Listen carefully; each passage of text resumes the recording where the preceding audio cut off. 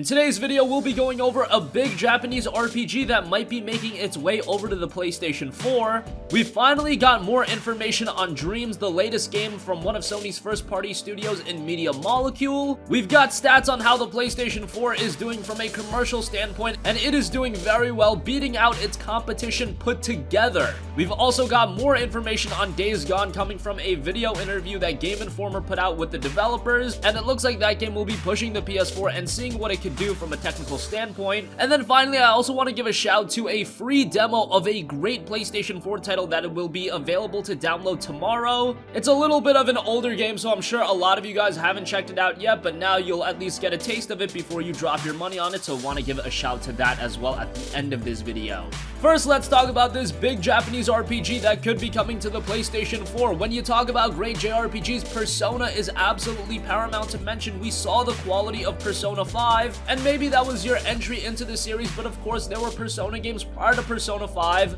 and another excellent Persona title was Persona 4, originally released on the PlayStation 2 back in 2008, and later it was even more popularized by the PlayStation Vita version in Persona 4 Golden. Many argue that that was the best PS Vita game ever, and now we've got an update on Persona 4 coming from the official Persona magazine. Twitter user Gatsby tweeted an image of the front cover of the most recent issue of the magazine, and he put out a translation that says this: Persona 4 is not over game, anime, and manga. Now, Persona 4 was already adapted into an anime, so that's a little odd. It's not like you can really re-release an anime, but you could do a shorter movie or something like that. I believe Persona 3 had a movie. A manga adaptation is certainly possible, but as far as a game goes, we already got it on the PlayStation 2, we already got it on the PlayStation Vita. A port of Persona 4 Golden on the PlayStation 4 makes a ton of sense, especially because this is coming right off the news of Persona 5's commercial success. That game shipped over 2.2 million copies, and now it's evident that the series has never been more popular, and there are so many gamers that I know checked out Persona 5, but they never played Persona 4, they never played Persona 3. At the very least, let's get Persona 4 Golden onto the PlayStation 4, release it at a budget price of say $39.99. That game is gonna sell very well if it comes to fruition, and it looks like at the very least we are going to be seeing a new game of some sorts. I mean, after all, this is coming from the official Persona magazine over in Japan, so that's very exciting. Persona 4 is an excellent game. I think the majority of gamers would agree it's not quite as good as Persona 5, but I've seen gamers argue that Persona 4 is better. I personally would have to lean towards Persona 5, but it's a fantastic JRPG nonetheless, and the more people that experience more Persona games, the better. Finally, we've gotten more information on a PlayStation 4 exclusive that has kind of been forgotten about, and that is Dreams by Media Molecule. Media Molecule are the guys behind the excellent Little Big Planet franchise. Little Big Planet 1 was great, Little Big Planet 2 was excellent, Little Big Planet 3 kind of fell off a little bit, but now they're working on a new title known as Dreams, and this game will once again tap into a gamer's creativity, but even more so than Little Big Planet. There's a big post on the PlayStation blog by Justin Massengill, and he played 45 minutes of the game. We'll leave a link to the blog post in the description box down below, but here's a snippet. After an all too brief 45-minute demo with creative director Mark Healy, I finally understand Dreams is a fully featured game creation engine that anybody with a PS4 and a copy of the game will be able to dive straight into. No game dev experience required. I say all too brief because it turns out 45 minutes just isn't enough time to really even scratch the surface of what Media Molecule's ambitious, incredible new experience is capable of. Dreams isn't the type of game where it's going to be a fundamentally great game from the get-go, as is the case with Little Big Planet. While Little Big Planet did have a quality single-player mode, the longevity of the game really came from the user-created levels, and that looks to be the same thing in Dreams, but it looks to be that in tenfold as now you are creating fully featured games. A very interesting premise. I have to be a little skeptical with it because it is very ambitious, and we know how games like that can turn out, but considering Media Molecule's excellent track record, I expect Dreams to be of some quality. It looks like the game will be releasing sometime in 2019. This is a game that hasn't been confirmed for E3. We know that Sony is focusing on Spider-Man, The Last of Us Part 2, Death Stranding, as well as Ghost of Tsushima. They left out Dreams, but at least we got some new information about the game prior to E3.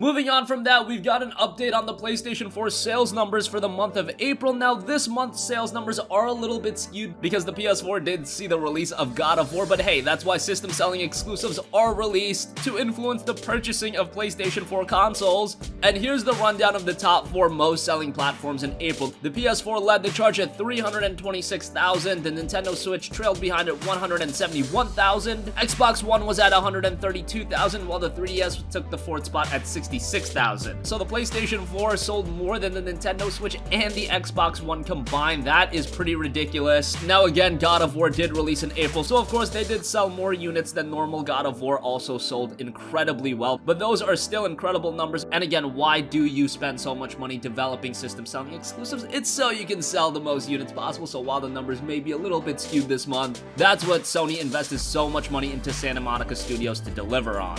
Moving on from that, we've gotten a lot of information on Days Gone courtesy of Game Informer. They have had great coverage on the game, a lot of gameplay, and they recently posted a new article along with a video interview that said this, quote, "We're definitely pushing the PlayStation 4 to its limits. The first thing to be clear about is we are Sony. Sony Bend is Sony. We have a whole team of producers. They would come down monthly. They're constantly working with marketing and PR and outsourcing to make sure that what we're building is something we can sell because that's important, but also something that's worthy of first party because we're part of Sony. What we really want to do is create something that is best in class for the kind of game that we're making. That's super important to us." Bear in mind that Sony Bend Studio is saying that they're pushing the PlayStation 4 to its limits, and what's very interesting about that is that Bend Studio, this is their first AAA PlayStation title in a very long time. They've worked on a lot of portable titles. They did do Uncharted Golden Abyss, and while that was a PlayStation Vita title, it did have near PS3 production values, so you can make an argument that that was a AAA game, but Days Gone is obviously at a far higher level than that. And based on what we've seen of the game, some of the zombie hordes, and what they're promising, 300 or 500 zombies on the screen at the same time, even with the PlayStation 4 Pro, you could see performance lagging behind it. And on the base PlayStation 4, it's gonna be very interesting to see how this game performs. I hope for the best, but I've seen technical mishaps with games such as Dead Rising, and of course, Days Gone is a completely different game. It's just that the comparison is very easy to make, so that worries me a little bit. The fundamental design of Days Gone looks incredible. The only issue with me now, and what I'm hoping for, is from a performance standpoint, let's hope that it's up to par, at least a locked 30 frames per second. I just don't want to see it dipping down to, say, sub 24 FPS. That would be a shame.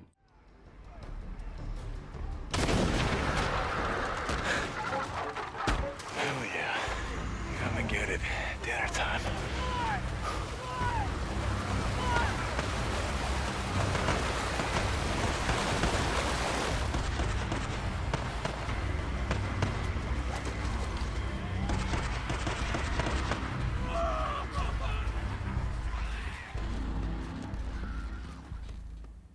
And finally, I want to give a shout to Wipeout Omega Collection, which is having a demo available for download tomorrow. You'll be able to download the demo absolutely free and get a taste for the game. Exactly what it'll have is 2 tracks from the game, as well as the new PSVR mode. So if you want the PSVR element in there as well, you can check that out as well. Wipeout Omega Collection is available for like $20 now. So if you haven't picked it up at this point, you can get it for really cheap. Wipeout is one of those franchises that really didn't gain mainstream attention, but it's an awesome arcade racer, so I always like to give it a mention whenever I can because it is a great franchise. Sony Liverpool did a great job with it. So if you've yet to check out Wipeout Omega Collection, again, the demo will be available to download for tomorrow. 2 tracks as well as the PlayStation VR element. So great stuff there. And after trying out the demo, you'll probably be sold on the game where you'll pick it up.